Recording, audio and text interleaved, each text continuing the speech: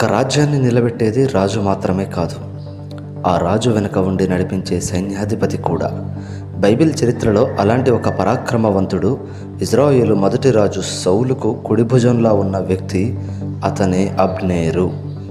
అతను ఎంతటి వాడంటే ఒక సామ్రాజ్యాన్ని కూల్చగలడు, మళ్ళీ కట్టగలడు. కానీ అంతటి మహావీరుడు ఒక చిన్న మోసానికి ఎలా బలైపోయాడు? దావీదు అంతటి వాడే ఈరోజు ఇజ్రాయేలులో ఒక గొప్ప ప్రధాని పడిపోయాడు అని ఎందుకు ఏడ్చాడు? ఈరోజు మనం అబ్నేరు జీవితంలోని ఉత్కంఠభరితమైన మలుపులను చూడబోతున్నాం. వీడియోను చివరి వరకు చూడండి, ఎందుకంటే ఇందులో పగ ఉంది, రాజకీయం ఉంది, చివరగా ఒక గుండెను పిండేసే ముగింపు ఉంది. మొదట అబ్నేరు ఎవరో తెలుసుకుందాం. ఇతను కేవలం సైన్యాధిపతి మాత్రమే కాదు, రాజు సౌలుకు వరుసకు తమ్ముడు, అంటే పినతండ్రి కుమారుడు, అంటే రాజకుటుంబీకుడు. అబ్నేరు అంటే సౌలుకు ప్రాణం. యుద్ధరంగంలో అబ్నేరు ఉంటే సౌలుకు కొండంత ధైర్యం. గుర్తుందా? గొలియాతును చంపిన తర్వాత ఆ చిన్నవాడు దావీదు ఎవరో తెలుసుకోమని సౌలు ఎవరిని అడిగాడు? అబ్నేరునే అడిగాడు.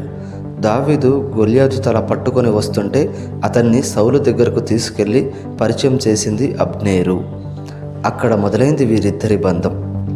ఇక్కడ ఒక ఆసక్తికరమైన సీన్ వస్తుంది. సౌలు దావీదును చంపాలని తరుముతున్నప్పుడు ఒక రాత్రి అబ్నేరు కాపలా ఉండగానే దావీదు రహస్యంగా సౌలు తలగడ దగ్గరకు వెళ్తాడు. రాజు పక్కనే ఉన్న ఈటెను, నీళ్ల బుడ్డిని తీసుకొని వెళ్ళిపోతాడు. తెల్లారాక దావీదు కొండ మీద నుండి అబ్నేరును ఎగతాళి చేస్తూ ఏమంటాడో తెలుసా? అబ్నేరు, నీవు మగవాడవు కావా?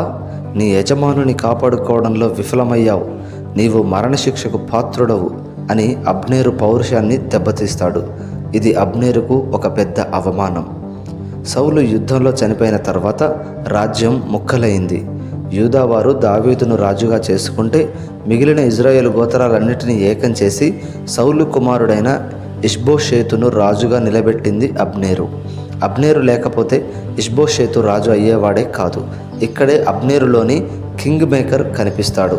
ఒకవైపు దావీదు సైన్యాధిపతి యోవాబు, మరోవైపు ఇష్బోషేతు సైన్యాధిపతి అబ్నేరు. గిబియోను కొలను దగ్గర ఇరు వర్గాలు తలపడ్డాయి. అక్కడ జరిగిన ఘోర యుద్ధంలో అబ్నేరు ఓడిపోయి పారిపోవాల్సి వచ్చింది. ఆ సమయంలో యోవాబు తమ్ముడు ఆషాహేలు వేగంగా పరిగెత్తుకుంటూ అబ్నేరును చంపడానికి వెళ్తాడు.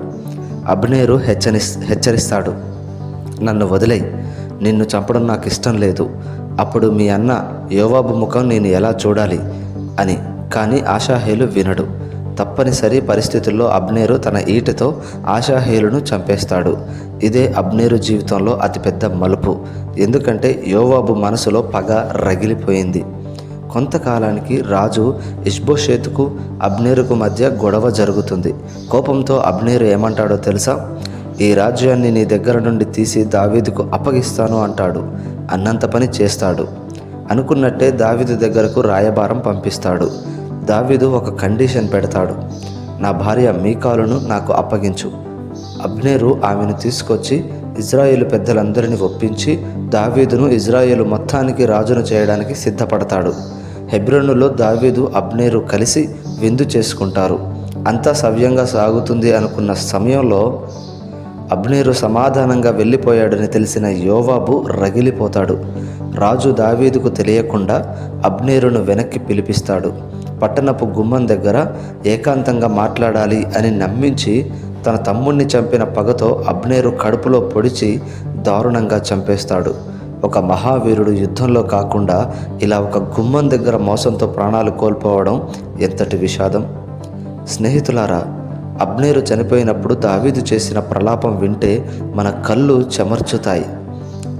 అబ్నేరు, నీవు ఒక నీచుడు చనిపోయినట్టు చనిపోయావే.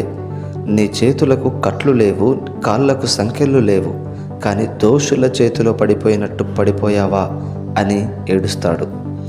అబ్నేరు జీవితం మనకేం నేర్పిస్తుంది? 1, పరాక్రమం ఉన్నా ఒక్కోసారి పరిస్థితులు మనల్ని దోషులుగా నిలబెడతాయి.